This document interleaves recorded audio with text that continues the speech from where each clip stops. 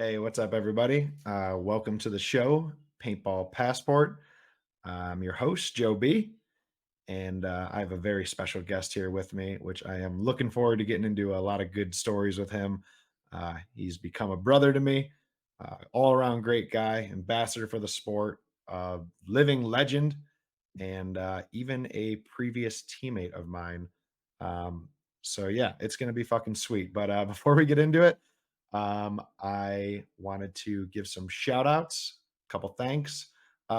This show has no sponsors, but I have sponsors. So, as always, I'm going to give a shout out to Infamous and Infamous Paintball with Pro DNA, making the best gear there is. I fucking love this shit. I love being on this team. I love wearing all this stuff. I love using the pack. I love using the gun. I love every part of it. If you have not worn our sliders and protective gear, you are missing out because even if I was a divisional player and had to buy gear, I would buy dozens of pairs of those to the point where it's unnecessary. Like I really only need one for 2 seasons, but it's just such good stuff that I would just buy dozens to support Travis and the homies. Beyond that, a special shout out to Lumi Labs, which is also a company I work for. We make the best shit there is. Actually, our guest today works for this company too, so that's pretty sweet. But yeah, if you don't know about Lumi Labs, we make hemp-derived Delta 9 gummies with a microdose of THC. So we're not out here sending you weed in the mail trying to get you lit. What we are trying to do is help you feel better. So have you been wondering how you can get your mother, who was born in a time period of the drug craze, off of her basically prescription heroin that the government is giving her through the form of pharmaceutical places? And it drives you crazy because you see your mom is basically on heroin, but it's called something something cotton or what have you, and she is basically turning into a skinny vegetable, and you want to go crazy. Do you think there's a better way that you could maybe substitute out something healthier and help her with her back pains or arthritis or whatever it may be? Then you should try Lumi Labs, because that is exactly what happened to me. And I fucking hate pharmaceutical drugs. And I tried this product and then I believed in it so much that I began working for them. And fortunately, the company is ran by a few of my very good friends, um, amazing people. So yeah, big shout out to Lumi Labs, and also shout out to the Endless Paint Club, which is a project that I am actually championing for the company. Where if you are a paintballer, which 99.8% chance you are listening to this podcast, you probably are, you can get these for free and you can try it and feel better.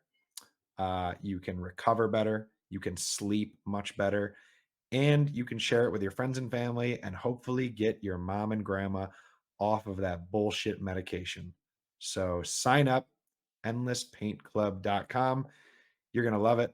I use it for everything. I eat a gummy even before these podcasts because it helps me, stay present and talk more. If you're ever sitting around listening to that lady in your life and she is busy talking about Jason Momoa or Vogue magazine or what have you, and you're just checked out because you're thinking about how could I have better won that overtime point or something that is important to you. Well, you eat one of these gummies, and now you're going to be a little bit more present and reactively listen, proactively listen, and maybe join those conversations and entertain your lady about Channing Tatum or what have you. So, yeah, it's not just for your physical health. It will make you mentally in a boosted mood and more in the moment. So, yeah, sign up, get you and your family and friends some free microdose gummies. You're going to fucking love them. And without further ado, I'm going to bring in the legendary, the one and only Thomas Taylor. What's good, brother? What's up, baby? Glad to be here. Glad to be here. I am very glad to have you here. Now, me and you are just going to chat this out like we're on the phone. But for anybody who's been living underneath a rock for the past, I don't know, several decades, Thomas Taylor is a fucking man. This guy is, longtime veteran. You could say the poster child from the excessive glory days, uh, and a longtime infamous, flagship player. And he was a former teammate of mine on Infamous this past season, but now he plays on New York Extreme. And by the way, no love lost there. For anybody wondering, this is not a moves of the teams type show, so I'm not going to really get into it. But if anybody's wondering what it's like when people leave, um, you have to be a real asshole to, be mad at someone or no longer be friends just because they go and play paintball with a different team of people. So, yeah, Tom is still a homie and a brother. Yeah, baby. Of course, always, brother. Always. Yeah. I will say, Thomas, it is going to be a little weird now because I was used to having you on my side. Yes. Now I'm going to have to pretty much try to shoot you off break every game. Yes. Um, but still, no hard feelings. It's going to be Right. fun. Yeah. Yeah. I mean, listen, we got to aim at each other now. It's gonna be all right. It's gonna be all right. It'll be a little, Yes. it'll be a little bit of blood, maybe some tears. We don't know yet, but when we get out there, we'll figure that Mhm, and after the game, we'll still be chilling because I'm gonna Absolutely. see you in the office on Monday. Exactly. Well, usually like Tuesday. Mine will be Monday. That's true. That is true. Yeah. Well, hey, I don't want to, dwell too much on pro NXL paintball. What Yeah. I brought you on the show to talk about is international travels because, we are blessed. We, by being a pro players, have got to see the world in a Yep. very different way than most people. So tell me about it. I mean, let's just start there. Like, people ask me all the time, like, do you regret it? You could have had a career, you could almost be retiring, all these things, that I came out of, high school doing, and it's like, no, man, like the memories, the things that I've done, 99.9999999 blah, blah, blah percent of the world will never do. Never going to get an opportunity to do it. And if they do, they're going to do like one trip, maybe two trip. I mean, I don't even know how many times I've been around the world at this point. It's just, silly, silly amount of times, right? So, the traveling that paintball has brought me specifically, and I know you're there too. You're doing it all the time. I see you out there just ripping it and posting pictures everywhere. Like I used to do before I, had four kids. But yeah, it's a little harder to do it with four kids. But no, paintball's taken me everywhere, and it's really, really cool, man. So, I mean. I've been on every continent. I've covered every ocean. We've been everywhere, done all of it. And the backpacking days and traveling days and not knowing where you're going to go days. It's awesome. And paintball gets you there, right? You're just feeding yourself and getting back at some point, right? So Yeah. yeah, I mean, paintball is a blessing in so many ways. We could go on hours about that. But when it comes to the traveling experiences, especially I mean, it's a little bit less now when players are coming up. So, you kids coming up, I don't want, when you hear our stories, you can still make these stories, but paintball has changed a bit. When I Yeah. started, I was playing what, two, three series in the US, a series in Europe, and then we would do some, Australian events, Asia events, events everywhere, right? So, and that was just standard every year, right? You played 20, 30 paintball events every year. That was just what you did, right? So, it's a little different now. And as you go pro, they want less of you on the teams on these other countries because they're tired of us stealing all their trophies and women and children and everything else. I mean, he's not wrong.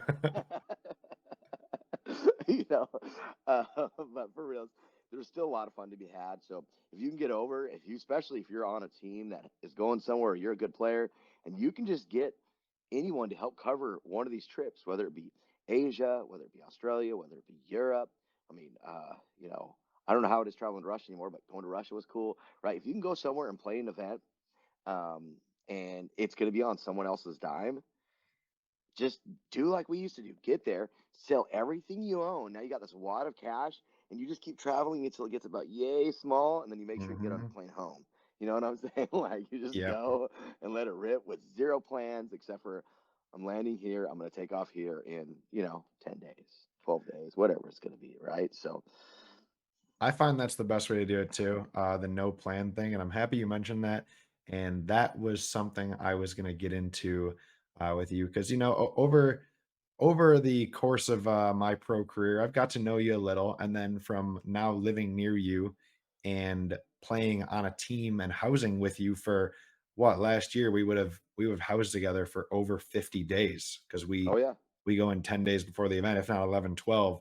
Yep. So, we've actually lived together a good portion of this year.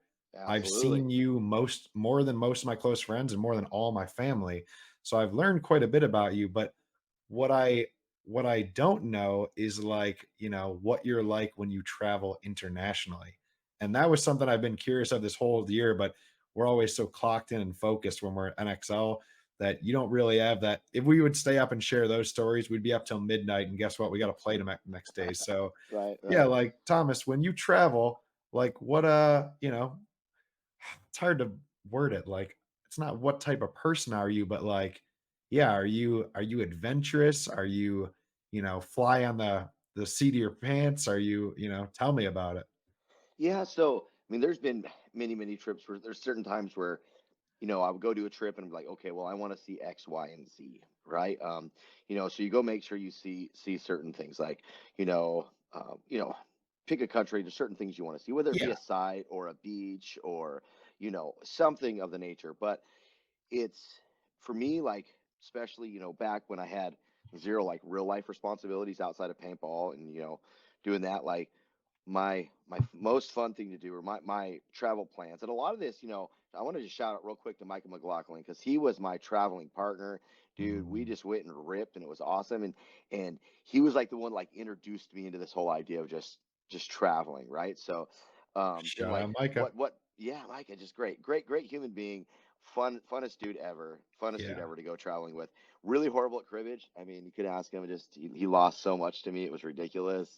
you know I I'm just gonna I'm gonna stupid, text him. stupid amount of times he lost. It's really, I felt bad for him. Some of the trips, I don't even know why he brought the board. I mean, I guess to keep himself busy losing. But outside of that, it was. I mean, we had so many fun times, so many stories. Um, but we would set destinations like, hey, we're gonna go here, we're gonna leave there. We're just some pretty simple things. And I mean, probably at least three of my best trips ever were all with Micah, Hmm. right? Like they were just trips with that we took off to do. One of them, oh, let's see, probably well, let's just start with my first one. My first Yeah, one. please. So This your back first in international trip? yeah, this is my first international backpacking trip. Let's start with that one because you I have was not gonna heard the ask story you for what if you sure. remembered your first ever trip. So Yes, please, yeah, go yes. right into it. Yes, this is one of my best ones. So, to answer your question, how do I travel? There was the way I used to travel, and it was just like go get crazy. Like really, really, I had, you know, two things in mind. Where am I landing? Where am I taking off? The time in between.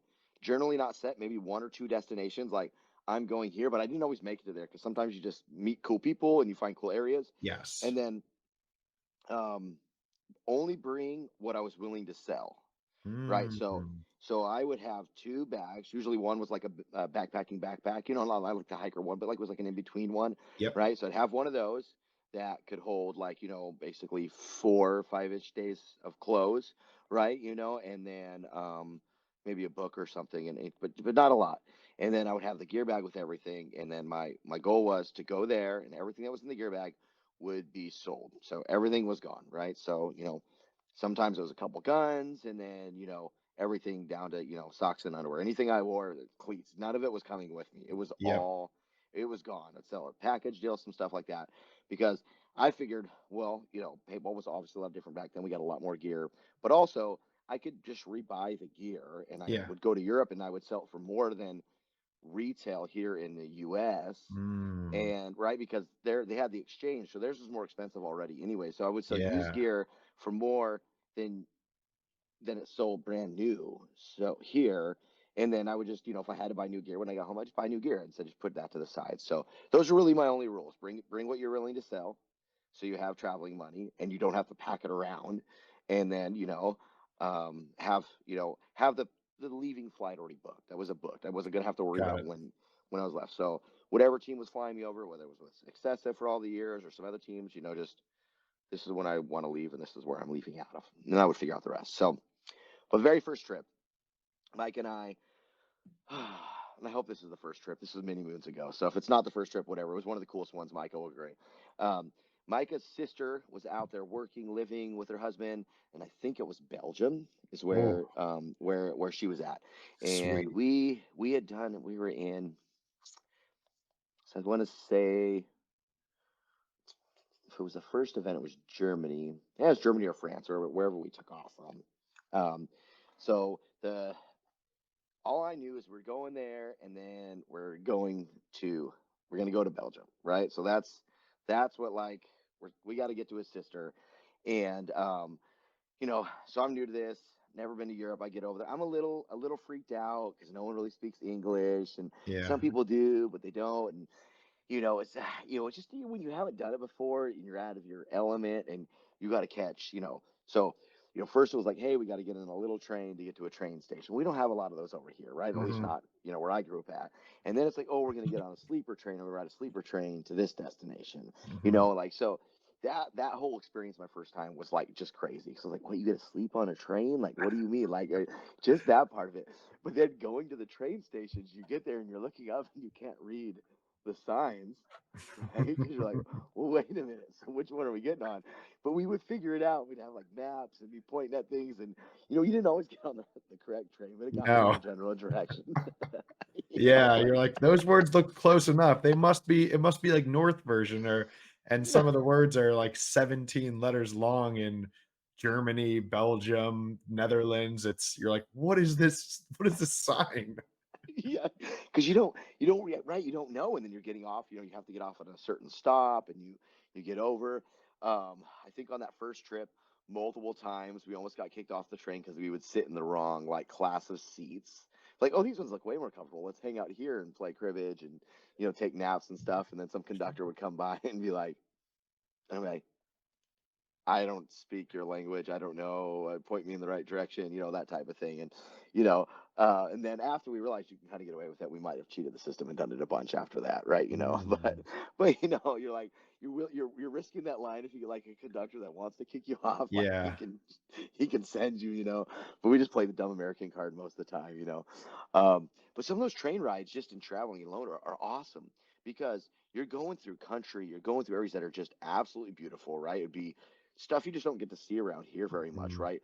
Old buildings. Just you're looking around, you're like, it's almost like a time warp, right? It's like you're gone back in time. You're like, people still live like this, like, oh my goodness, like, just what you would see in movies, you would think, right? But that's a cool part about backpacking and traveling to other countries, right? Is we're so new as a country, like Mhm. all of our stuff is, it's just a building, right? There's some cool stuff, but not like over there. But so this trip in particular, we had a few places we wanted to stop. We end up our first stop. We get there. I think we had some train issues, so we're at some random town. I can't even remember the name of the town.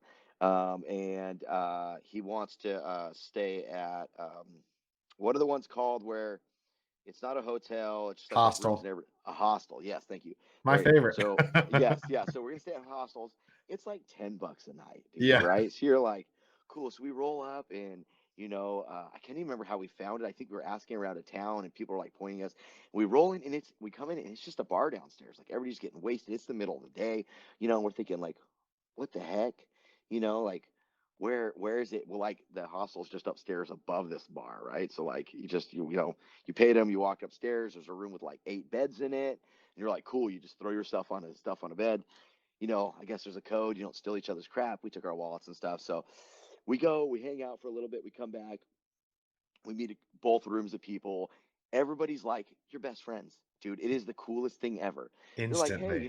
instantly. So we had like a couple Canadians, um, uh, man, I don't know. There's people from basically we had covered like most of the earth with our group, right? We Mhm. all become best friends, and we go out, and it's one of those nights where you're just raging. It's like all night long, just crazy hanging out, like. And then you come back and you're at this hostel, and I can't even remember if we slept in our own beds.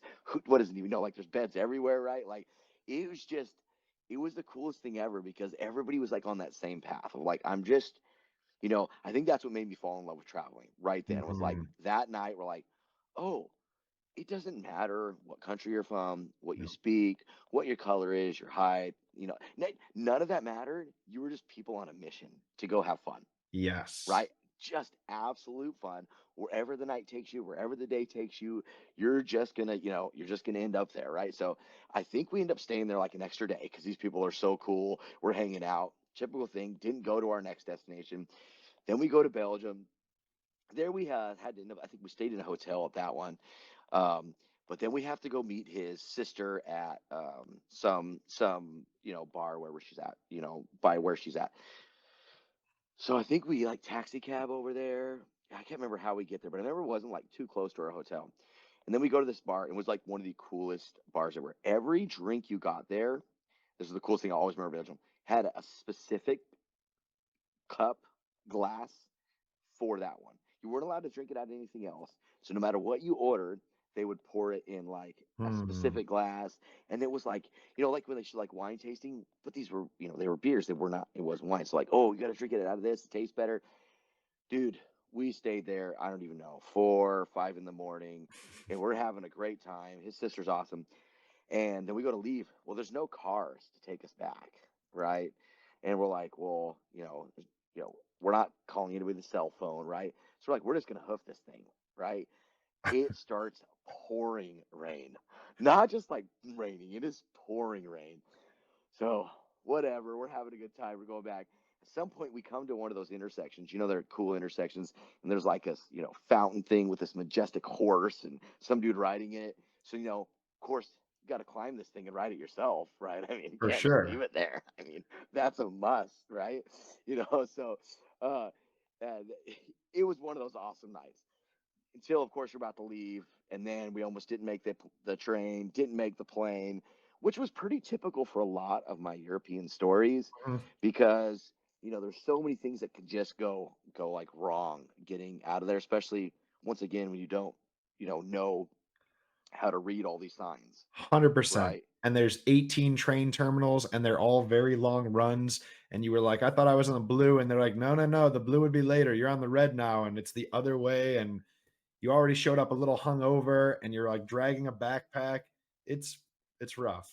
It could be rough. It could be rough. But that trip right there set me on like, oh, we need to travel as much as stinking possible. Yeah. Like like we just needed to that was like, man, now I just want to do stuff. I want to backpack, I want to travel. Um, so Well, that was our first trip. let me ask you real quick before you Yep. go into another. So, what was it? I mean, probably a combination of a lot of things, but what do you think was the thing that really, like, captured you, that hooked you? What was it that you loved so much about that particular trip? I think every trip that I really have something cool with ends up being the people that you hang out with. It's 100%. the people. So it's who you meet or who you go with and you already have a good time with and that you can do it. So like for that one specifically, I mean it's always going to stand out because it was my first like backpacking one, and it was for all the fun stuff. It was a little nerve wracking, right? But two, it was just the people. Do I remember any of the names? I think I kept in touch with a couple of them for a couple of years. Then life goes It on, and falls off but there across the world, yeah. yeah, and this is 20 years ago, so it Mhm. wasn't like we weren't Facebooking, and like you didn't have like social media. I already had a smartphone. I mean, people barely had like Blackberries and flip phones and True. stuff, right? So like you weren't really, you most people I kept in touch with was via email, right? Mhm. So it just it was different, but I think definitely it was the people, and I was like, oh, I love this, right? So you know, I would say every time I went to Europe after that, or any place I've ever gone, one of my favorite things to do is like if it's not a long day when we're playing, is to go find the busiest courtyard where there's food and just sit down and just watch people. I can just watch people Mm. for hours, just Really? hours. Yeah, I love people watching. What are Like you I can just think, specifically yeah, what are you people watching for? I because like every other place is so much different than the U.S. Mhm. Just so how people interact and how they talk, and just how people move. Like it just fascinates me, I right? Just like agree. it's just like it's so like like, oh, they because the way they react, they laugh, everything is different, right? And I mean, you see it from New York to whatever, pick, across, right and down. It's like from the mid of the country outside.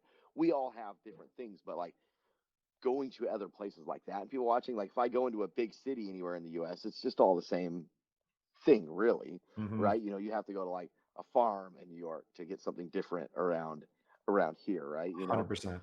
But you go to these other countries and just how people interact with each other, what they do, it's just fascinating to me. I don't know, like part of Yeah. it makes me laugh and giggle, part of it just like intriguing, you know. I don't know, maybe it's inflection, like you're just like kind of looking at yourself and how you react to people. But I Mm. truly just I could sit there and just hang out for hours and watch people. So, but yeah, I think you can go do anything in life with the right people and it's going to be fun. Let's just be real, right? Like you can go do anything, Mhm. you can make it fun. So, you know, I have like, I think we could talk about the one story I think I told you about going to the Africa the one time, but, um, you know, we didn't meet a lot of interesting people to hang out on that one, but there was a lot of interesting things that happened. But I already had Mike, and hanging out with Mike, it was awesome. So, Yeah, it's not like we brought a bunch of other people into the circle. Um, but there's some other times we're traveling and yeah, other people meet people, so just the people part of it, really truly it's the people part of it. And I love the unexpected. So like I yeah, said, I know people that like when they go on a trip, Monday's planned, Tuesday afternoon, Tuesday night, Wednesday morning, you're allowed to take a break.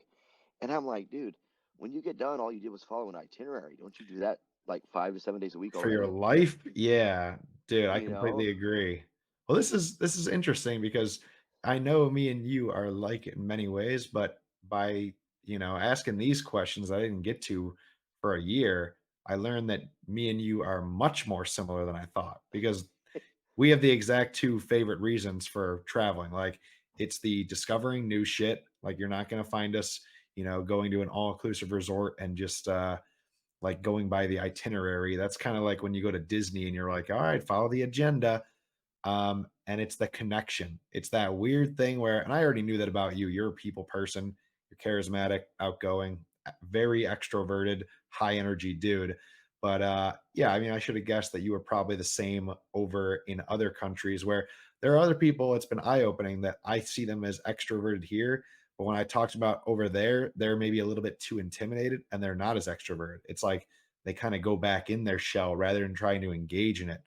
But I could see you probably just like getting along with every, random foreign stranger you meet kind of everywhere. Cause yeah, the connection part's the special part. It really shows you like how much more similar every single person is to each other when you're over there. And then it's just like you pick up from being on that same vibration of like, we're traveling, we're doing this thing. This is what life's about. It's exciting, it's adventure.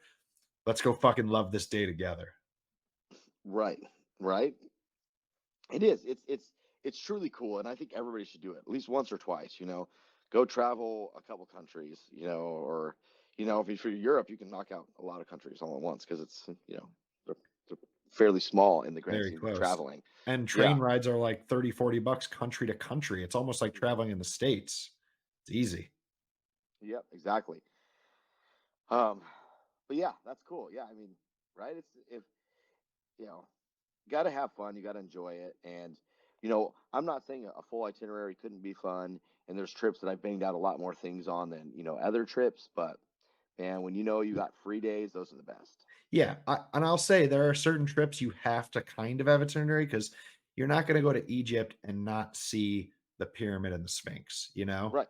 But also when you go to, like, these other places, like, let's say, Belgium or, a lot of different cities in Germany or whatever, there's definitely historic stuff that you wanna see if you're walking by it, but a lot more of it, like, the magic of going to those spots is just kinda, like, living in the culture and, like, connecting with the people on their day to day and how easy it is too. Like you find yourself, especially when you're in a hostel, you're like welcomed right in, which is like very unique. Like, was that, I mean, it's warm, it's like comforting to feel, but was that kind of shocking to you that first time you go there? Because compared to here in the US, you could be in a hotel, a giant hotel, and there's 1,000 other people around you.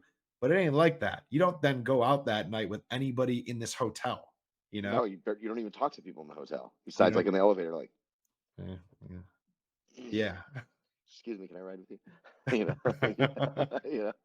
Yeah. It is different. It is different when you're traveling over there, and I don't know.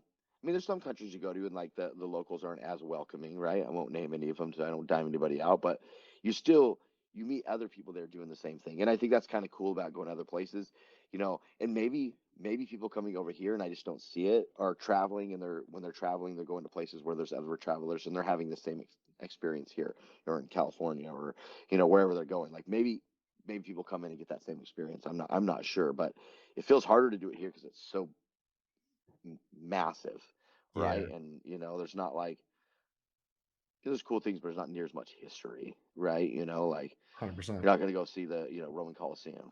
Yeah. Like, you're not gonna go see a pyramid. You're not gonna go, So, but yeah, let's see what let's get a couple more good stories in here. Let's man, I You got a said lot of good you trips. had a top 3 and you went right to your Yeah. first one that you actually did. I don't know if that was your first best. I think you kinda said, but it was like the very first time you did it. So, Yeah, that one just holds a special spot because it's like, okay, this is the cool one. So yeah, oh man, I got probably have well whatever. I got probably my top four. I could list off, like top four are locked in. There's hundreds, but feel um, free and all right, slow it down and give me details too, because all right, I don't know what some of these places look like. I don't know what it was like back. Like when I get brought to places, it might be a certain way now. A lot of times it's everything covered. Sometimes everything covered, and they pay you some, right? But right. I imagine when you were going, it was for Millennium first. So it's just like, holy crap, here you go, Thomas Taylor. Here's a bunch of money. Here's 10 extra Eclipse guns, blah, blah, blah. And you're like about to be balling for this trip if you really want. Right, right. Well, and some of them were. Some of them we were doing. So, well, we'll do another a trip out of France. It's me, Devin Duncan. If you guys don't know Devin Duncan, if you're a paintball person, look up the Excessive history. It was him and his family that helped actually start Excessive. Mike and him were Oh, friends, and they helped start it, right? So that was the Excess Energy Company. So yeah. I think it was uh, myself, Devin Duncan, Neil Eberly, and Lorian, his wife. Um, so we was there anybody else that went? I don't know. There might have been some other people that came in and out of the trip. I can't remember 100%. But we start off in France as usual with the first tournament, and then we're gonna go to a little city. It would have been south of Naples. Shoot, I'll think of the city could name come to me. But he looked it up. He showed me. I think Micah was it Micah? Maybe Micah went too. No, maybe Neil found it. Neil found it, I think. But anyways, the city was supposed to be awesome, like great beaches. It's like one of those ones when like you're seeing in a magazine, like the buildings are built into the walls and stuff, right? Oh my Oh man, god. now I gotta think of the. Oh, it's gonna kill me. It has to come back to me at this point. I'll have to Google it if I can't remember it and everything. But we're Okay. gonna go to the city. I'm like, okay, well this sounds rad. I don't know what's going on. I'm picturing like swimming with dolphins and crap. Right? I'm like, let's go. This just sounds good, right? So, um, uh, we go out there. It's a long trip. I mean, it's a long, long trip in the sleeper trains going down. Uh, we get to I think the main, yeah, we get to that main city, get ourselves, it was kind of like a hostel, kind of a hotel room. And they had all kinds of different things they wanted to do at the city, whether it be the beach or whatever. So we were going to stay there, I think 2 days, 2 days, I think 2 days. Um, and just kind of hang out and do the beach thing. It might have been even Neil's like honeymoon type thing. Maybe it was like a late honeymoon type deal, if I remember correctly. Neil, if I'm butchering this, please slap the stuff out of me when you see me, or set the record straight with some of your stories with Joe here soon. Something along those lines. Once again, this is probably 20 years ago, so it's not Yeah. maybe 19 years ago. Um, so we get to the city. The city's awesome. Once again, the people are awesome. The restaurants are awesome. It was like the first time I ever ate a pizza out of one of those big brick ovens, and not like the industrial ones you see in our restaurants. People like this thing is like old school brick, fires in. They're shoving it with like that 30-foot stick, right? Um, people everywhere. You can just imagine, how it is. Just like people hanging out, totally free. Um, I mean, so the beach during the day was super awesome. Although one day I got up early to go do a jog, and I went down the road a little bit, and I found that the beach changes from a regular beach to an optional clothing beach. Ah, And let me tell you, my ripe young 24-year-old self never saw so many old grandmas and grandpas naked, and it was not great. It it was. always ends up like that. Every nude beach is 80 or 90% elderly people. Just Oh, like they have no more, there's no more modesty. They're like, fuck it. I'm about to die in the next few years. I'm about to be out here tanning every inch. oh man, where are they? I, I didn't even know what to do with myself. I was like, I Jeez. gotta just keep running up this mountain. Well, you didn't join when in Rome, right? Or in this case, when in Oh, France. well, we weren't quite to Rome yet, but we will get to Rome on this trip because it was pretty awesome. Yeah. So, um, I But think we ended up staying there like an extra day because it was so cool. Like, and I can't even tell you everything we did there. I mean, there was certain stuff, but it was once again just it was one of those places where you just like I could just stay here for the rest of my life. yeah. It was just so great and so awesome, and everybody was friendly. Everybody, you walk in the Mm, streets and you're meeting people, and it's the old like cobblestone, stepways, and just everything there's old. Everything there, you're like, yeah. oh my goodness, like, and but living in it in all modern way, and just it was cool. We would ventured off a couple times to go see stuff. We went up to Naples. Naples is really cool. That's when I first learned like about really expensive cars. I mean, I've always seen them like in magazines and stuff. And then we roll into that. What's that? You've been to Naples, right? No, I've only been to Paris and Chantilly and then like a little farm town nearby. Oh, okay. Well, so Naples, it's beautiful. It's there on the water, but like they have this one area, and I even think that area is like in like Cars too when they're doing the race down the thing. So if you don't have kids, you probably haven't seen Cars either.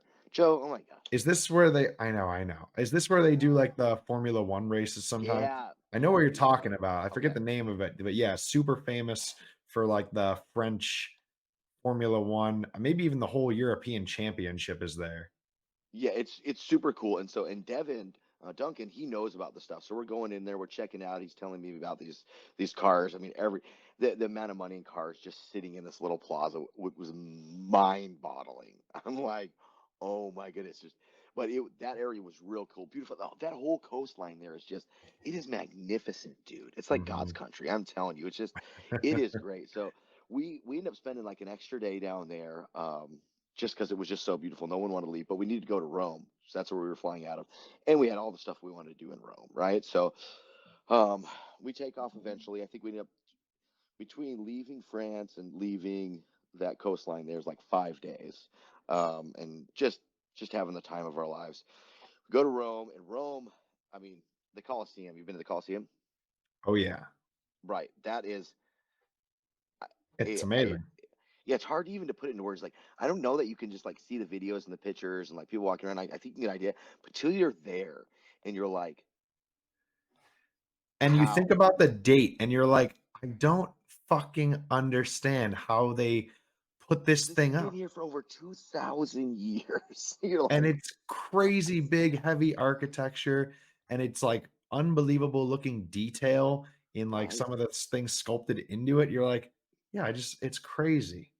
Crazy, right? I mean, that place, and then you could walk out over it, and they're showing the tunnels and where they held people and animals and how they would come up. Like, you just, I mean, really, truly, it's a modern. It was it's like a football stadium now, but our football stadiums would never last the Yeah. test of time because of what they're made of. I mean, that's essentially what it was. The whole, are you not entertained? Oh, they were entertaining people. Let me tell you, they just didn't Oh have to yeah. entertain millions, but like that was really really cool. I mean, that was one of my like, check it off. We were gonna try to get to on that trip. I think we were supposed to go to Greece, also, but because we stayed along the coast extra days, we had to skip it. Yeah. Which looking back, I've always been like, man, I always want to go to Greece, but Tiff wants to go, so maybe someday we'll Yeah. go. But That could be like a uh, romantic family trip. right, yeah, just go out there and do it. But so we skipped Greece. But here's where the story gets good, people. This is where it gets crazy. So I'm coming home, right? But I've stayed too long. We're there. I have a flight out in the morning. Everybody else has the flight out in the evening. Normal thing. Go down once again. Go to get on the train. I get on the wrong train, of course, and it was going to the right destination, but they have like the fast, like bold trains that are say like, what to say back then they were like $50, and then you have like your regular train that was like $10. Well, I get on like the $50 train, Okay. get over there, don't realize it until the dude's coming around to collect the money. It's like everything I have to my name left. I'm down to like, we're talking like cents in my pocket, and I'm like, Yes. whew, this was almost bad because I would have missed my flight, had to deal with all that stuff, right? So get to the airport, go over, get in line, get up to the front, and they said, hey, you need to go over to that line over there, get something like um, something with my ticket. Oh, something with my ticket that I had because you didn't have it on the phone back then. Something wasn't right, something that printed wrong or something. So, anyways, I go get in this other line, get my ticket. I come back, wait in the line again, come up to the front. The person in front of me goes up, hands the bags, walks off. I went up, handed my ticket, handed my bags. They're like, yeah, you're too late. I'm like, no, no, no, but I was already here. I've already come here. You sent me there. I'm in the line right now. There's people behind me, and that guy just gave you his ticket like 2 seconds ago. I just need you to just take this bag. It's like you could have taken my bags like an hour ago before you put me in that Yeah. line, right? And so we go around, and I'm starting to get like obviously upset. I'm thinking to myself, I can't miss this flight. I am now broke. I just spent everything I had on that train that I didn't need to be on. I Yeah. can't call anybody. We don't have cell phones that work Yeah. over there. That's not a Oh my thing. God. There's no social media. There's no way to get a hold of anyone, right? It's not a thing, right? You literally could not get a hold of anyone. That's not a thing. And so as I start getting worked up, you know, I kind of remember looking up like this in that airport. They had the scaffolding that goes all around, and there's just dudes up there with just like guns. What are their ARs or AKs or what? They're just hanging them over the railings, like, and they're all just like looking down at me, like, well, clearly I can't get too high for here. Yeah, I'm yeah. not, Can't freak out on this person. but I really want to, right? So I have to go back in that other line that fixed my ticket earlier with whatever's wrong with it. Wait in that line. I get up there. We go rounds. And I'm like, I'm begging. I'm like, you guys have to do something. This is not my fault. Like, you guys made me come here. You printed it wrong. So, like, finally, I talked the lady into giving me a hotel and some food vouchers. Sweet. But I got to be, the flight the next morning is like 6 a.m. So I got to be back here for this flight. So it's Oh, really so just she leaving. did roll you over at least. You get to be on the next flight. Yes, she put me on the next Okay. flight. It was like supposedly almost empty. So basically, it's going to be 24 hours till I can get on the next flight. Well, by this time, it's now like one because I've been battling with these people all day. But I got to be at one like 6 o'clock in the morning. So cool. Go get on a bus, go to my hotel, just hang out there by myself. I'm a little bored because I'd already finished reading my book because I had planned on being home. Once Yeah. again, I can't understand anything on the TV. I don't have a phone. She was kind of like sitting there staring at the wall. I go hang out with some people. I got none of my friends to try to meet some people. It was kind of a quiet night. Get like 3 or 4 hours of sleep. Go back to the airport. Do this whole rick and roll again. I had to get in the first line to get my ticket. Get in the second line. We go. We're waiting. Get onto the plane. There's a plane malfunction. Oh my God. So I'm like, oh, so what do we do now? They're like, yeah, you got to wait until there's a flight at like I think 11 or 12 o'clock tonight, like as late as you can go. I'm like, I didn't even know they had flights as late. So I'm like, well, can I just go back to the hotel then? I mean, that's like, you know, 14 hours from now, like in 15 hours. Can I go back to the hotel? Oh, no, no, that's already gone. I'm like, do you have any more food vouchers? Because, I've only had like one meal in like 24 hours and I'm going to be here for like next 14, 15 hours. No. And I tried for a while and they're just not having it. So I'm like, oh, so I'm stuck here. So in that airport, it's not like, people pay for airport now. There's like padded chairs and there's carpet. No, this is just cement and some metal seats. And they're not even like seats. It's more like, a bus stop bench. There's not Yeah. this is not. I'm sure now it's probably all nice, but back then there was nothing comfy to sit in, and I'm sure there's probably not dudes walking around with ARs anymore. Well, maybe I don't know, but it was just different. I'm just telling you, it was different. Mhm. So, dude, I'm stuck there all day. You can't lay down and go to sleep. You're just sitting in a metal chair, walking around in circles. I think I had water. I think I finally found water or something to drink because I was freaking like, parched, right? Like, it was the longest day.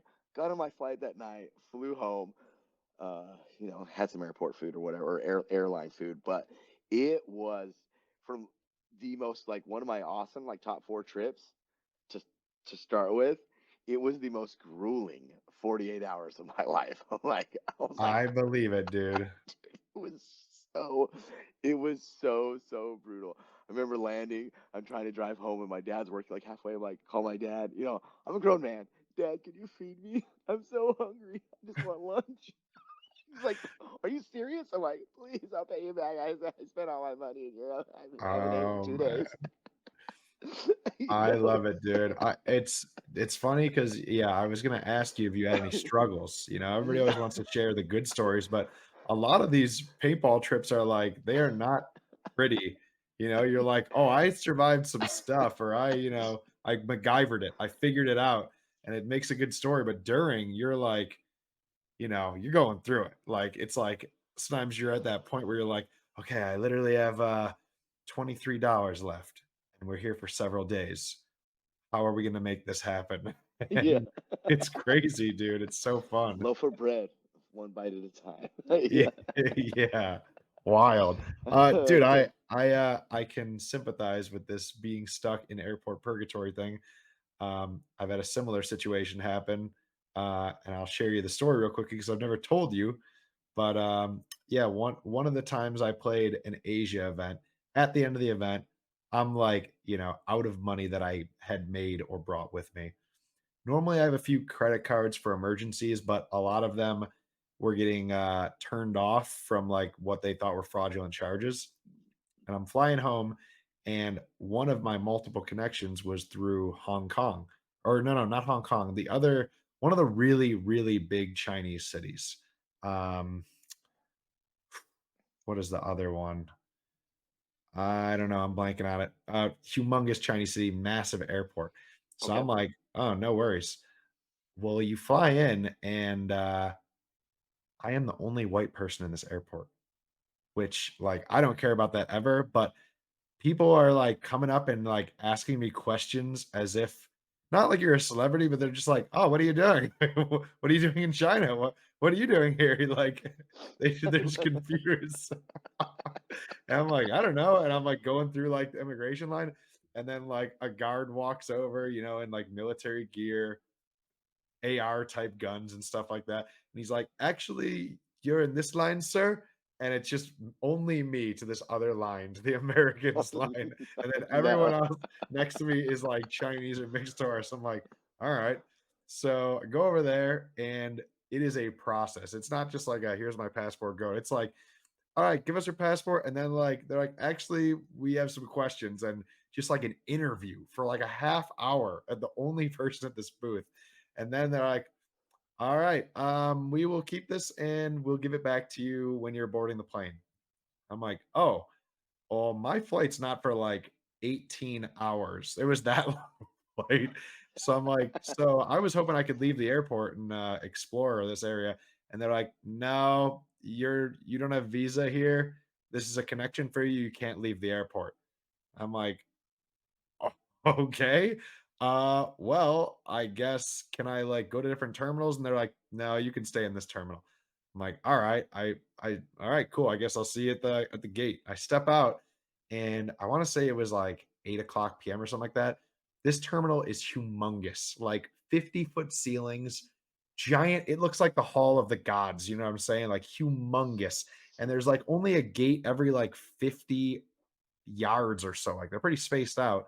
And each gate has a couple metal like bench chairs in front of it. And there's just nothing other than that. Like I can see there are stores, but they're already closed. And they're just like little restaurants. And I'm like, oh man. So there's no restaurants, there's no lounges, there's nowhere to go. And eventually, like, I'm like, whatever. I'm just walking around and exploring this giant airport. And after like 4 hours of this, and literally I have not passed anybody except for a janitor because everybody else flew here to come home, and I am here on a layover. So now How it's did like, you even get this flight? dude, I don't know. It was the cheapest one they booked for me. It was fucking ridiculous. But so at first you're kind of entertained. You're like, all right, well, I'm just like echoing to myself, whatever. After 3 or 4 hours, it kind of loses it, right? And you're just like, okay, now I'm getting kind of hungry too. And I have like a little bit of jerky in my backpack. I always bring emergency stuff, but I could use like some real food. There's nothing open. There's not even convenience things open where I can like swipe a card and get a bag of chips or a water. I'm like, holy shit, how much time do I have left? I have 14 fucking hours left. And then I'm like, No. "All right, well, it's getting around 1 or 2. I guess I could try to sleep or something like that." There's nowhere to sleep. It's like solid marble floor and like the the metal chairs with the armrest things. So you're just like, "Oh my god," and it's, like, light in here, and eventually I was like, "Alright, I guess I'll just, like, find a corner and put all my stuff in my backpack out and try to lay on that and cover my eyes with a hoodie or something like that." But I'm, like, stir crazy. I'm like, "Ah, I guess I'll, like, log onto my phone." This is, like, 2018, so your phone isn't as sweet, but you can do stuff. I log on, and it's just saying, "No server access." I'm like, "Oh, that's weird." I try to go on Facebook, not allowed. Try to go on, PB Nation, Google, whatever, not allowed, not allowed, not allowed. Because you're in China, it'll give you internet, but if you don't know Chinese stuff to type in, you can't go to anything. And it Oh definitely yeah, will because they not allow block you. what you can see, right? Yes, it has, like, no disrespect to China, but they are a censor type country, right? So you can't Right. go on Facebook. So I can't go on Facebook. I can't make calls. I can't talk to anybody. And I'm a talky person. So I'm like, I can't text anybody and let them know about this. I can't go on social media. I can't even go on YouTube. So I'm kind of like starting to lose my mind. I'm asking the janitor about this. He speaks no English, but he's just like, the janitor starts rolling some like Chinese tobacco. And at that point, I was like, I guess I'm going to try a Chinese cigarette. I'm just going to hang out with this dude. And so literally, I was so bored. I didn't know others do that. I was like, I'm going to kick it with this janitor for the next hour or two and just like hung out, tried to connect with him, but like he spoke no English at all. So we're just like Zero. laughing about stuff. I'm just like showing him pictures in my phone of paintball. And we're just like sharing a Chinese cigarette, which was very strong tobacco. Harsh, all that. And eventually I'm like, all right, I'm gonna go to sleep. And went and I was tired enough and went to sleep in front of my gate. I wanted to be there. And then eventually I got woke up and it was just this like sweet, like 20-ish-year-old Chinese girl who spoke a little English. And she woke me. It's now like 7 a.m. And she's like, "Are you supposed to be here?" And I was like, "Yeah, yeah. My flight back to San Francisco is here." And she's like, "No, it's not." And it's like it got moved to a whole different area. And so then I had to have like people escort me to a different terminal, this and that, board the Because you weren't allowed plane. to leave. Yeah, because I can't leave. And then they finally give you the passport. And this is now like it has been so freaking long. Like it was a crazy amount of time. Um, and I was like, wow, that airport purgatory is like a real thing. So yeah, I feel for you on it. Yeah, dude. Yes, you know my pain. It can be brutal. It can be brutal because especially when you have no communication, right? So you're just like, okay, this is not all rainbow and sunshines, but I guarantee his story before that was awesome and it was worth the trip home. 100%. And even during that, I was like, okay, well, I can't get on social media, but there's phones here. I have some cards I could reactivate or whatever. Like, I'm not, screwed. But that feeling you had, that first, like, probably stomach jumping up into your like neck type feeling when you're like, oh shit, they're not going to let me board this plane. That is a feeling like no other. Yeah, it is, right? Like, ooh, yeah, yeah. I think on that trip my cards have been canceled too because I tried to use them over there and they were like, so it was literally the cash you had, so it was done. That's why even when I got home, I was like, I can't even. That they're still canceled. The cards are still not working. Like they thought I Yeah. stole them or something. Did you Things you ever learn. Oh, go ahead, go ahead. I was just to say things you learn going on the trips ahead of time. Oh, I should probably let my bank know I'm going to be out of the country. Mm, You know? true. Yeah. Have you ever had like a stretch it to the wire, where that time at least you were going and then you were in the airport. It sucks. You're starving for a while. I know the starving thing, but it's just like you had to. But were there ever times that you were in the trip and you like lost money or it was stolen or whatever happened where you didn't have as much as you thought you budgeted or you stayed like another week and you're like, all right, now how do I spend this last $100 over a week? Or did you ever have Wait. anything like that?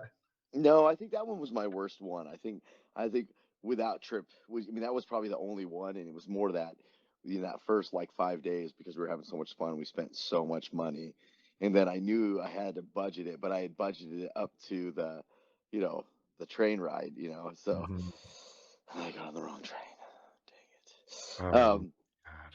Yeah. So um, I'll give you one more story before I jump off here and get the kids to bed. All right. So this is.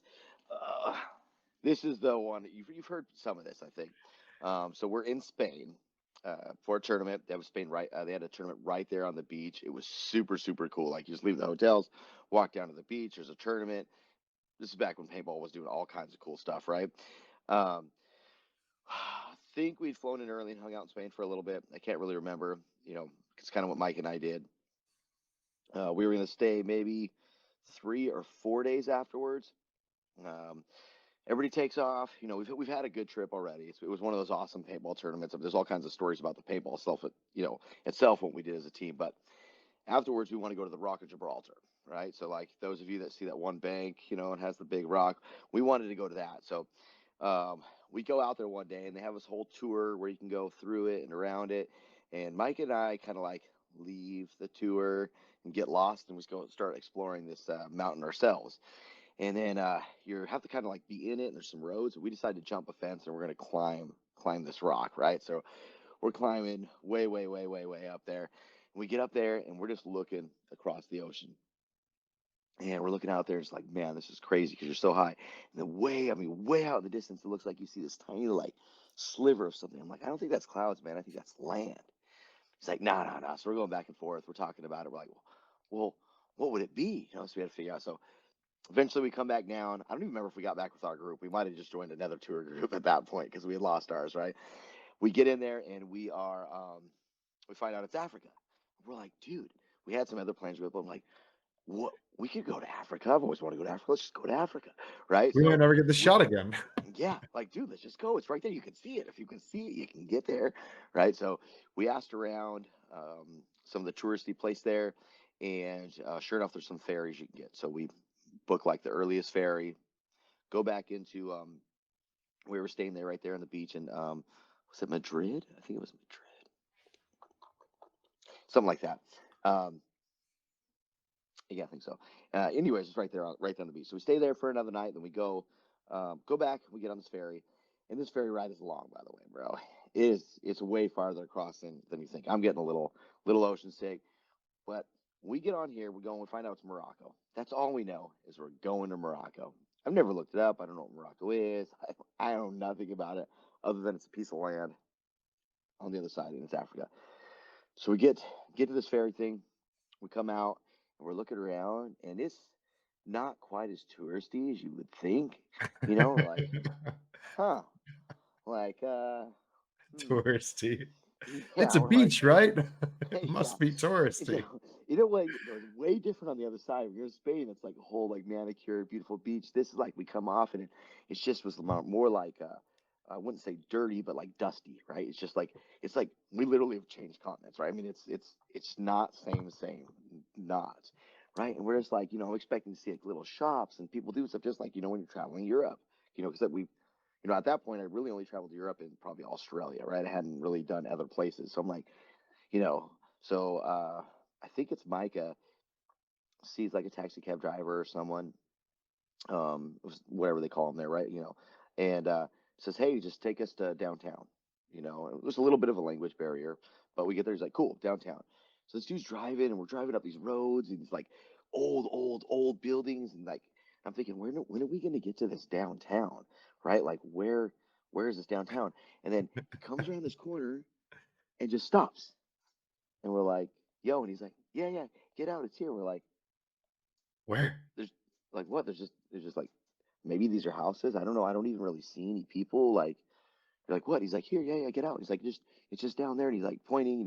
He's not saying those words, but and I'm like, Michael, we should not get out. Let's just go back to the ferry, right? Let's just, like, I don't know where we're at. How are we getting back? Is there another car gonna drive by here? Like all these thoughts, right, are Yeah, going through yeah. my head, like how and what, and no way, right? So we're like, well, we're here. Let's just get out. So we get out. The second the dude starts driving away, dudes come from all these buildings around us, right? Boom. I mean, like in seconds.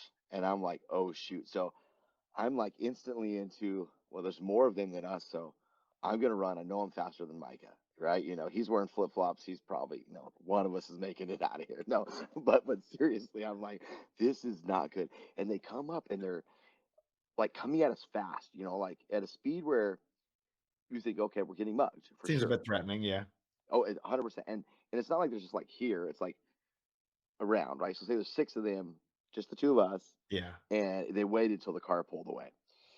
And one of them like reaches out to like touch Micah's hand or something, and I remember he's holding some kind of bag, and he takes and like to pull his hand away, but flips the bag and almost smokes the person in the face, right? Like, so the guy kind of comes off like this, and at that point, like I get into fighting stance. I'm like, oh, we threw the first punch, it's Oh on, right? Like, God.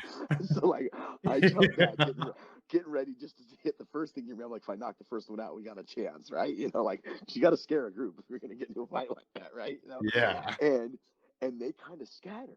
And I'm like, well, why are they scattering? They're the ones that are like attacking us, right? And then I'm looking at Mike and he's wearing flip flops. I'm thinking, wait, why would you bring flip flops to this? You can't even run in these things, dude. Like, and I'm That's like, what and I it would wasn't do. even a flip flop. Yeah, it was like the ones with something you would do, right? Definitely would do. I'm like, you can't even run in these. Um, but then like the one guy's like off kind of standish and he's like, no, tour, or something like that. And like, what do you Hmm. mean? So like I think originally they were all coming up trying to get our business, but because they're all fighting for the business, they ran at us all at the same time. And Ah, and rushing one of them, over. I think the first guy was going to try to like grab Micah's hand, like, no, this is my customer, and like walk him away. And but Micah's like thinking someone's like actually grabbing him, right? So I mean, heart rates are racing, people are running, bags are swung. I'm thinking, okay, well, this is how I disappear. It was cool. We made it to Africa, and I'm out. Right? It's over. Oh my God. So yeah, fully. So and we tell the guy we're no, no, no, no. We just take off going pretty fast. Well, the dude's following us and following us. He's not letting it go. So we're talking about it. We're like, dude, this dude is following us. We don't know where we're going. I go, listen, we're not going to get a car back anyways. So we talk it over between the two of us. We're like, okay, we're just going to tell this dude, okay, he hasn't set a price or anything. We're not going to, if it takes us somewhere, like we just won't go anywhere sketchy. We'll see if he actually follows us somewhere soon. So Yeah. we tell this dude, okay, fine, we'll follow you, right? You know. At this point, where are we going anyways? There's nothing around, Joe. I'm telling you, we're not like, It's like we're not. paint the picture, like, it's the desert back to the water, and then or this tiny little town of, like, what look like Yes, sand type buildings. yeah, yeah. So it's like the old, like older, and it's not even brick. It's like it'd be worn down stucco. I don't even know what exactly they use to make the building. I mean, it looks like rock, right? A lot of it just looks like Yeah. rock in the grand scheme of it. And I mean, there are roads, but not like roads that you and I would drive on. It's just more like a path. Yeah. Um, and it was like where he dropped us off was up in like the top of like a hill, so we were up away from the water now, but you Mhm. can't see the water at this point. We don't really know where you're at. Like Oh we were my just gonna god. start. Basically, I would just start heading down. Let's just start heading back, right? And we hadn't seen any other cars in a while. That's why we weren't really thinking we should get out of the car to start with, because Yeah. like, well, how are we getting home? Who's picking us up? Yeah, I love You how know? even with that thought and nothing around, Micah's still just like, "Fuck it, we're getting out." Like, "Okay, I guess we're He, doing he's so good. He's such a good travel partner. He's really great, right? So, it. Get you in so the adventure." yeah, well, he did. And so we started following this guy, and sure enough, well, he's taking us through some buildings. And I remember these buildings, and I don't even know how, even when they were built, how people got around them. Like some of the walkways are like no, not much more wider than your shoulders between the buildings, and they're like these little paths, and you're so made you feel this still because we're still on edge, right? Like, is this dude taking us to, go get robbed, beat up? Like, where, like, we don't know. We're just kind of following him at a little bit of a distance, and he understands we're uncomfortable, and he's uncomfortable probably too, right? But sure enough, after these little paths, and like, I'm like, oh my God, where we're going, it opens up into this tiny little market. And it is the coolest thing ever.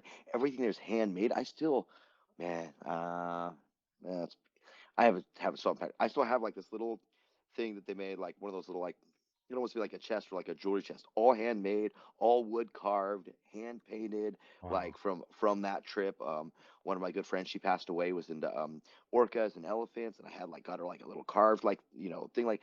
But they had all these little shops, but it was so cool because it was like what we would picture as a flea market now, but it's all, most of it's stuff that's shipped in from, somewhere else that's not worth anything. These are all things that are made right there by these people, by the locals, so that was one of the coolest, like finding the shop, and there was like, you couldn't have found it without this dude, I don't even think, Yeah. right?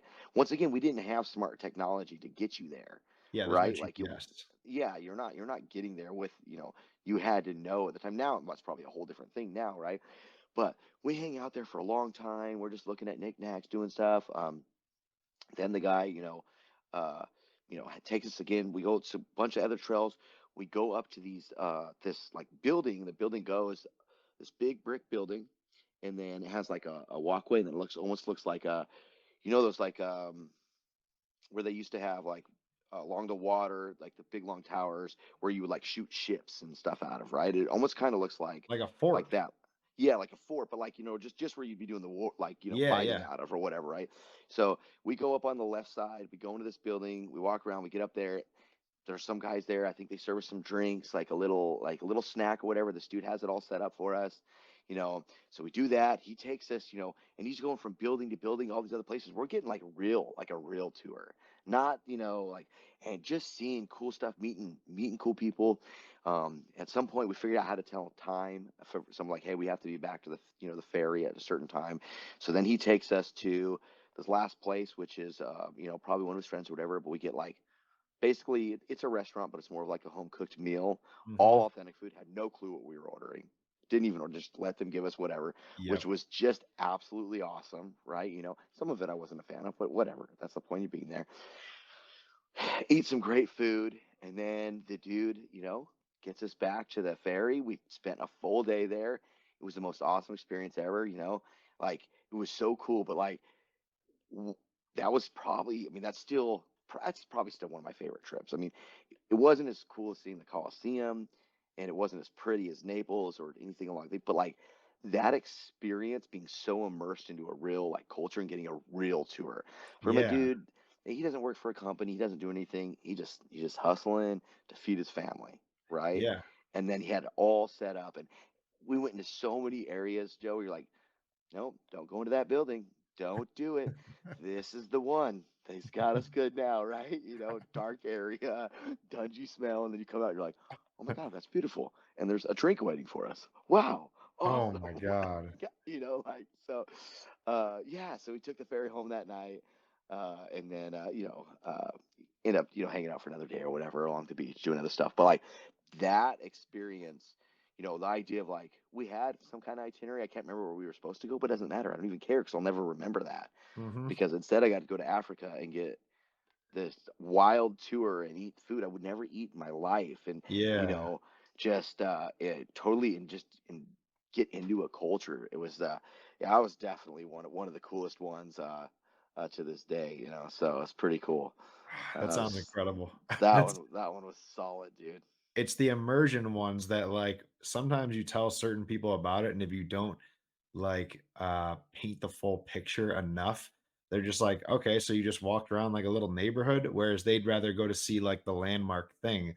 But that immersion in like this is not a tourist area you went to. This is just some little village that like for people like us, you would never find, and there'd be never reason to like go there.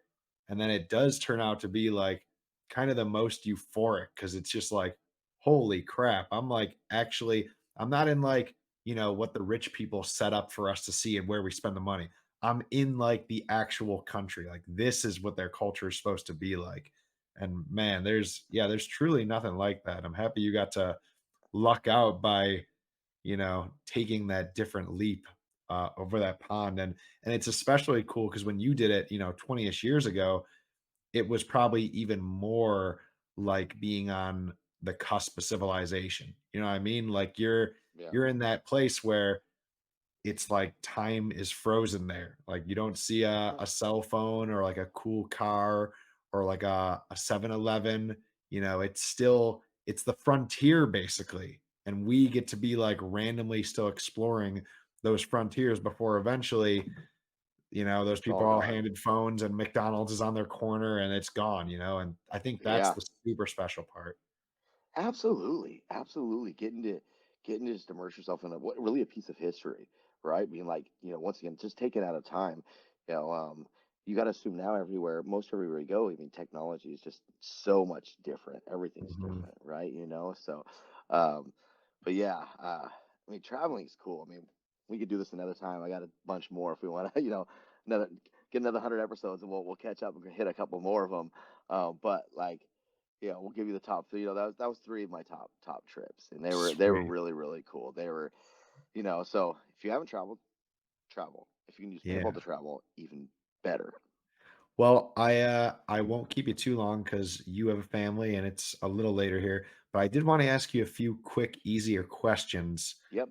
because these are, they're important and they're good tips and advice for people. So I guess the first one is, uh, have you ever been gringoed?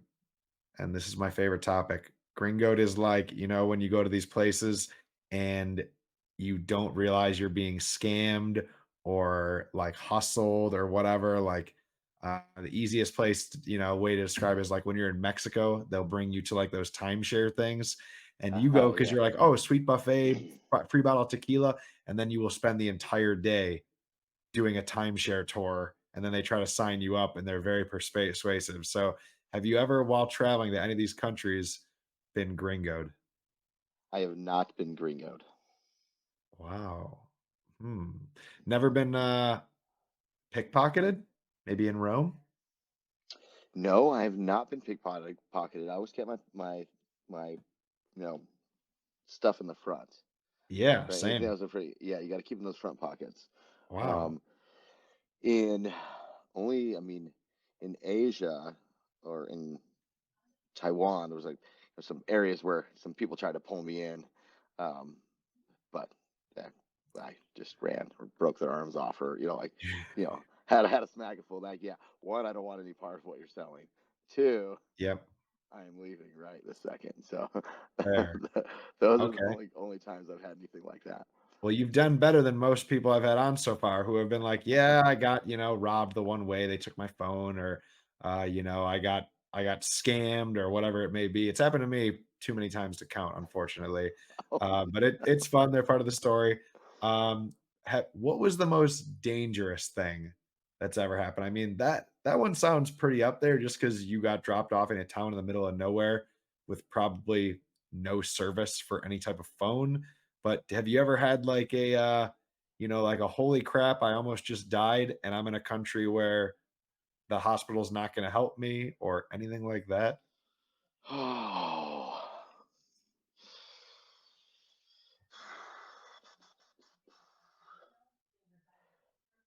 No, I mean, I've been in a number of scarier situations, whether it be in like South America where like you're like, you know, you stop at the wrong intersection and you're like, oh, that dude rolls up next to the motorcycle and you're like, this is it, like, people with their guns and the tapping on the windows. You're just, you know what I mean? Like I've been in some scary situations, but nothing's ever happened to where outside of, you know,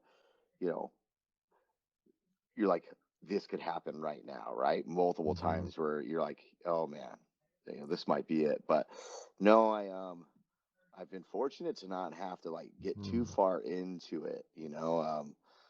Uh, yeah. That's good. That's very lucky. I didn't hear exactly how you got around a lot of these places. I'm guessing mostly walking for the fun adventure, but did you ever rent mopeds? And in which case, you ever crash a moped? No, but Nikki Cuba crashed a moped right behind me. We all stopped, and Nikki's really good at riding it, but he was like ripping, Mhm. and so he hit and slid and went underneath. He was mad at me for that. It was my fault. But I was really bad at driving them, so I kept my distance. So he said I stopped too fast or something, but I don't know. How fast But was he going? I don't know, but he was pretty jacked up, man. Because you go down in the gravel and the rocks, and it takes off all your skin, Oh, and yeah. yeah, and it was like the week before World Cup. Oh my goodness. Yeah, Rich was not happy about that. Let's just Not say. not good timing, not what your team owners that are paying you wanna hear. Yeah, you No. did what? Oh, you were racing mopeds in another country? Oh, Dude, yeah, that him and Micah were like jumping. They were getting wild. I was not. I'm a four-wheel guy. I love four-wheelers, quads, yeah, side yeah, by sides. I'm about it. I've been doing it my whole life. and Two you wheels, I just know I'm gonna wreck it. Just like I just know. So I that's just try fair. to keep it toned down. I would tell you to keep extra careful too, 'cause you're not even perfectly safe on 4 wheels, I would say. I Well, mean, yeah, I almost we did die. Almost did die we over the summer.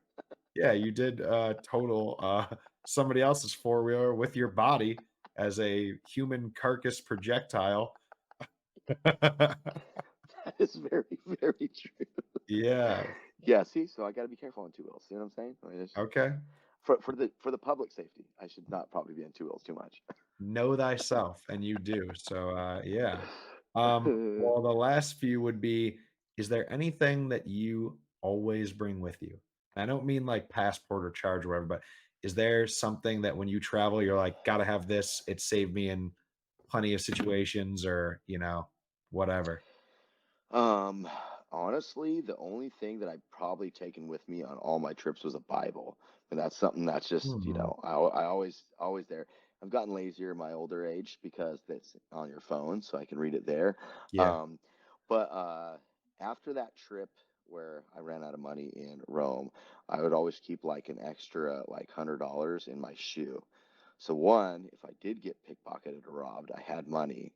Um, Two, I generally forget about it, so I figured if I ran out of money, then I would find it later, right? So I would stuff it Mm, under like the sole of my shoe, save a little extra money because I never smart. wanted to run out again. you know? Very smart. Okay.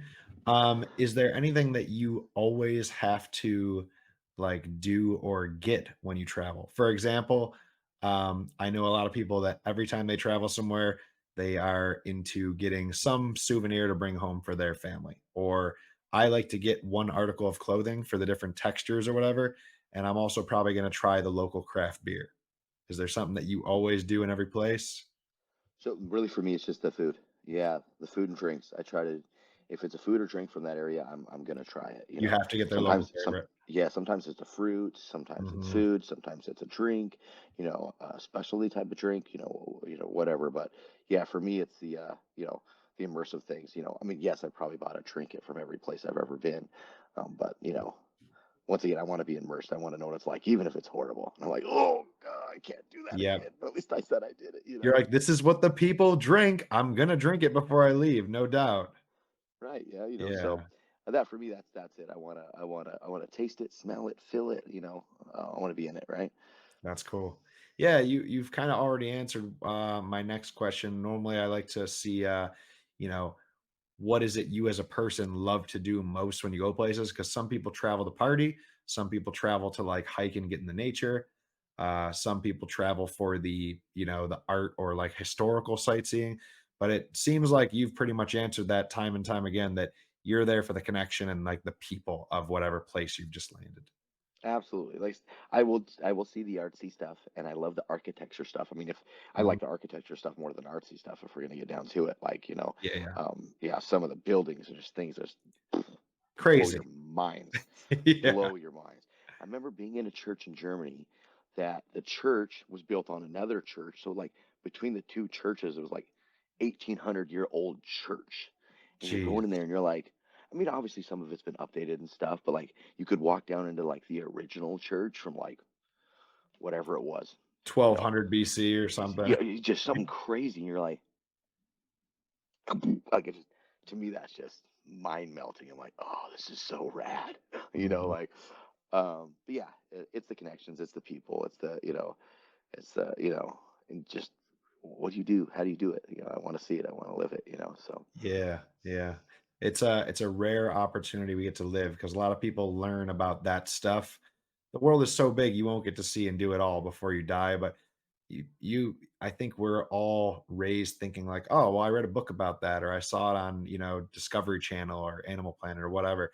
But then when you actually go see it, like that's how you really learn about stuff, firsthand experience. And it's fortunate that we get to, leave so many stones uncovered and, yeah. actually learn about it all firsthand. Thank you, So, paintball. yeah. Thank you, paintball. Well, my last question is kind of my favorite because, I think it's the most important. It's something I've always came to after each trip. When we travel, we get to see a ton of like the external world and you get to learn about all that. But every single time I've ever, checked in and went to some other country or exotic land, by the end of that trip, I learned something new about myself.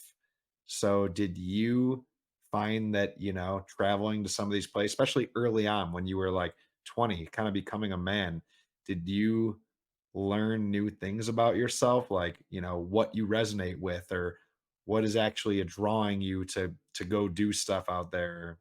Tell me about that.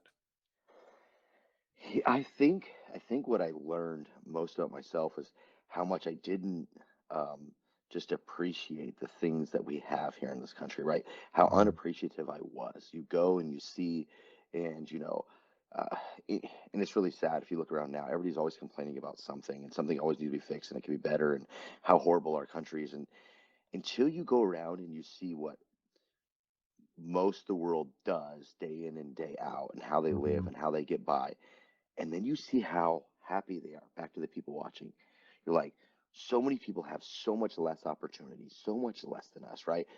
So what I learned about myself is just, you know, I've always been like a happy-go-lucky guy, but how much more grateful I am just about life, right? True. Right? We are so wildly blessed. The fact that most of this country is depressed and things need to change and it's so horrible. It's just sad. You almost wish everybody could just go visit Mhm. somewhere. Like we would send them off so that they can come back and appreciate what we have and how great it is, right? And I'm not Yeah. saying everywhere you go, people don't have it great. What I'm saying is it's so much different, and yet you can still see so much happiness in those people and where they're at and what they're doing, right? So, yeah, I mean, honestly, it just taught me just to truly, truly be enjoy whatever it is I have and whatever we have and what we're doing, because we are blessed, and people out there all over the world, much different circumstances, are truly just happy too and enjoying their lives. So that's probably the biggest thing traveling did for me. It's just opened my eyes to this awesome, awesome opportunity of life we have. That is a great answer, and I can see that in you because I think you're already a grateful person, but it makes more sense now because it did a lot of that for me too, where I, was kind of just another American spoiled piece of shit, not happy that my life wasn't sweet enough. And then that first time going over to Asia way back in 2011, you come back and you're like, man, even the very worst I could do here, like working at McDonald's, is better than the bulk of some of these other countries are doing. And all of a sudden, you just don't take shit for granted anymore. And it makes you a more grateful and kind of happy go lucky person where people probably ask you, why are you so happy all the time? As if they don't realize how easy it is to be, but maybe it is that they need to go take that trip to somewhere where they take the veil off and they realize like, whoa, I'm I'm being entitled. I'm living in a really, really good situation here where I have a chance to make whatever I want out of my life. And I'm not worried about like getting sick because I have to poop in a hole every day or Right. that my food is being served by people that have no water or sanitization anywhere near, but they're serving all the food. Any of those things. So yeah, Right. I love that answer from you. Um, I think about it all the time to be honest, because we live in Portland, which is like specifically probably one of the softest cities on earth where people live really, really good. Their standard of living is excellent and they Yep. eat some of the best food ever. And yeah, there's definitely problems in the city, but like the people that are contributing and working here live really good. And they are like the complainiest, whiniest people ever, like ever that I've ever lived around. And then you go to these places that you've probably been to, I've been to, where it's like some of these people have what seems like almost nothing to our eyes, especially like in terms of physical stuff. Like, but they all seem really happy. Like they don't seem to be like realizing they're living without. So you're like, man, if they can be this grateful, then why shouldn't I go home and like stop bitching about my little problems or that my, you know, HD TV isn't big enough or whatever. Right. Exactly. Yeah. Puts it in perspective, my man. Yeah. Well, that's a great one. And the second part of this is if you learned that about you, did you ever use these trips specifically like with an intention of working on anything on yourself? Like I want to go here and be, more social or I want to take more risk or, you know, do you ever like go in with a goal like that? No, not really. I mean, a lot of the trips I went on my own, went out and did stuff. The only things in those natures would be more paintball related, as in I'm going to go out and play with a team that I've never met before, and I'm going to have to, take a team that's done, say never won a game or a point before. You go into those, and those are more like self-building experiences.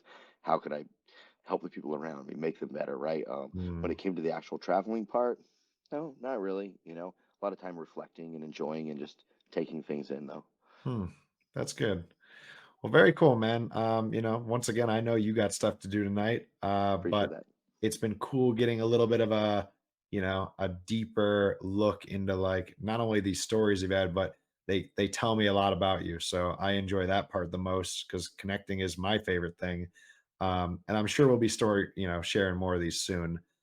But yeah, man, I want to thank you for coming on and enlightening me and the crowd. And I guess before I let you go, I'm gonna give one more thanks that I forgot to do earlier to my friend and my basically like IT guru, Chase Wagner. You actually know who this is too because he came out to the combine with us a week or two ago. And man, this guy is awesome. Like he literally reached out just out of the goodness of his heart and said, like, hey, I want to help, improve your podcast and do like the audio and media. Um, Sweet. and he just wants to do it because he wants to like give back to the sport. And that's what I'm here for. And he's like, well, I can help something that's already going, right? And you're building this. So this dude is, he's a great story. I got to learn a lot about him. I got to learn when he was back on Bushwhackers in the day.